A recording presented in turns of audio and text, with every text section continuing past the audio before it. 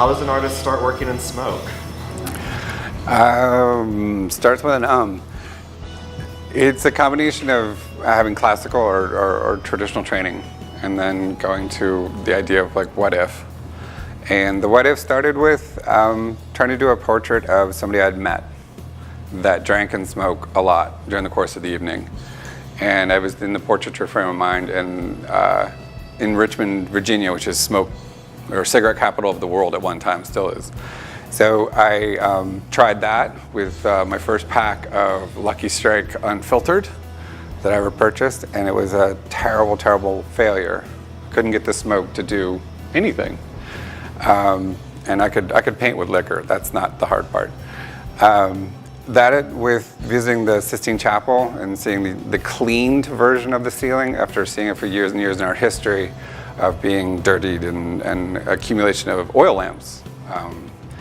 And then from that trip, having my sort of bank cards, membership cards, all those cards that accumulate in your wallet that I didn't need in Italy. I took those out and thought, well, I could cut these up or I could try and burn them. Excerpting a headshot from a larger group photo, enlarging it, focusing very tight, cropping very tightly in on it, you bring it into the realm of the mugshot, and then when you are exhibiting it with other works that are directly from the mugshot, even though I'm going to call you out a little bit, even though you're wanting to remain neutral, just by letting your audience know that many of these are mugshots. And it made a connection with a self-help technique that someone told me from sort of recovering from a divorce. You take images, photographs, ephemera, and burn it and watch the smoke go up and disconnect. So I thought, well, same thing with those credit cards, bank cards that I don't want to connect, I'll burn them. And as soon as I burned the first one, it had this really amazing dense black smoke that when it hit the paper did things the hand couldn't do or water couldn't do. So I was immediately hooked and intrigued to then continue. Right, so that's the how, or that's the why. I think everyone is very interested in the how, and I know there are a lot of trademark secrets with Rob's technique, but maybe just walking through very basically how we'll get into what the actual source material of the images is when we start talking about some of the more deep conceptual aspects of the work, but just how do you begin to work with the image, and then how is the image transferred onto the paper and the smoke employed?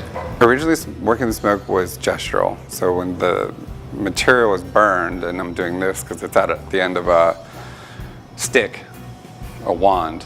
When I say wand, my daughter loves it, and it makes it feel a lot less, I don't know. It's magical. Yeah, it is magical. But it actually was forceps. So far away from my hand so it doesn't hit me or burn or anything fall off. And it was very gestural, and I was doing a lot of sort of large pieces this way, doing just gestural movements and accumulation in that. And that was great, but it didn't offer me a lot of control beyond the smoke rising and hitting the surface and stopping. But I also thought, well, I can control the angle to which it can flow. So the game became, how do I control flow? How do I encourage it to go one way and discourage it to go where I don't want it to go? So just by changing the flow, I can make it hit one place more and then kind of creep, as I call it, and flow and do things, wispies, that I can't do otherwise.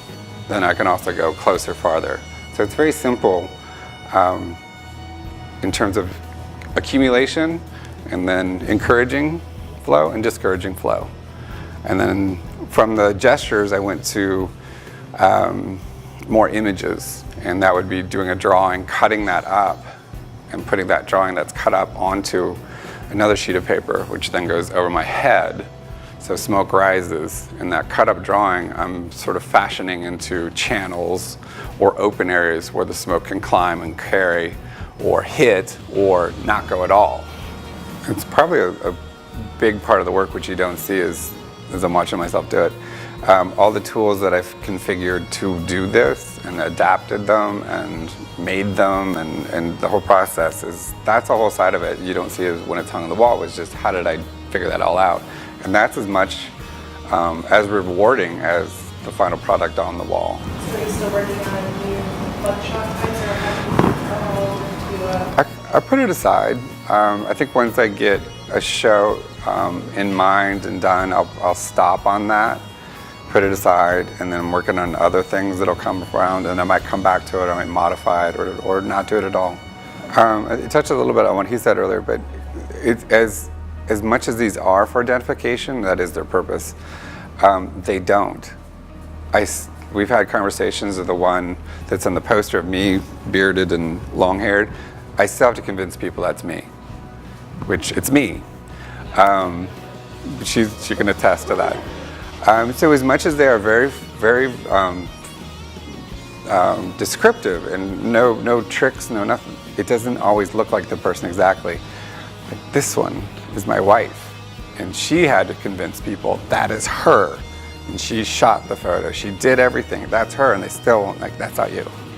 Some of them were in color when I found them, and in working with him, there was a whole other body of work actually that's shown on the video that had a lot of color in it, and when I got to these, colors seemed to cast a light on them, guilt.